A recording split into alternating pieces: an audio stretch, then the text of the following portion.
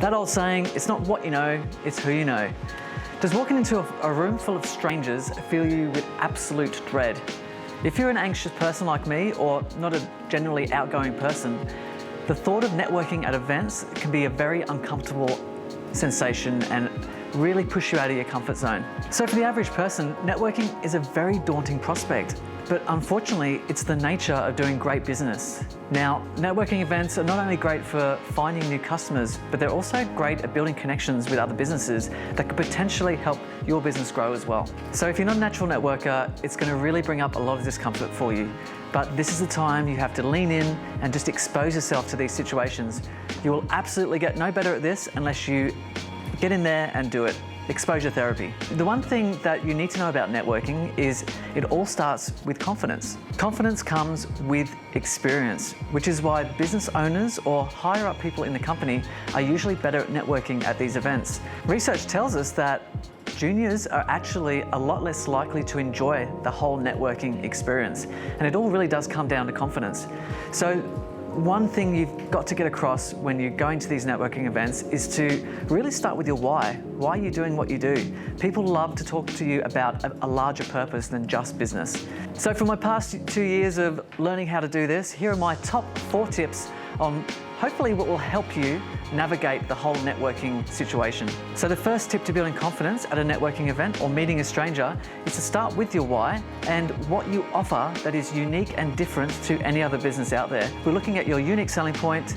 Some people call it your elevator pitch. So you might want to start with what drives you and what gets you out of bed every morning. Number 2 is business networking is a two-way street.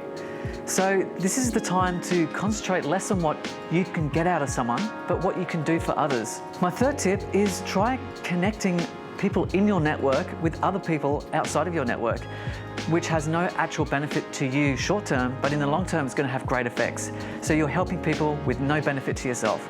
This is a really surefire way to build that confidence in you and helping people at the same time.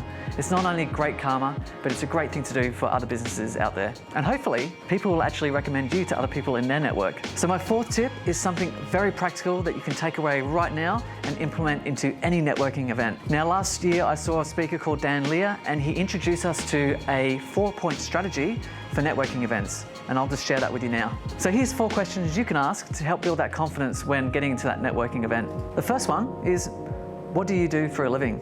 It's an easy one. Number 2 is, how did you get started? Number 3 is, I'm just curious, what do you love about your business? And number 4 is, what's your biggest challenge in business right now? Now, if you ask these questions, you'll actually find yourself talking less and listening more. And when you have an interaction with someone, they're going to walk away going, you know, that guy was really, really nice. He listened to all these things I had to say, and you build a really great bond just from asking questions. I've also been told this works well on first dates. Just ask questions. Let them do the talking. So here's my bonus tip that I learned while I was networking, is when you walk into a room full of people, look for odd numbers. Look for ones in particular are easy targets to walk up to and start a conversation, but look for 3s, 5s. What you want to do is walk up to a group of people that aren't engaged in conversation, or someone's just standing there listening. So if you can knock off the odd numbers, you're onto a winner, which is much more comfortable instead of interrupting someone's conversation. So just remember, even though you're anxious, lean in, get exposed to the networking. The more you do, the easier it will get, and it's great for business.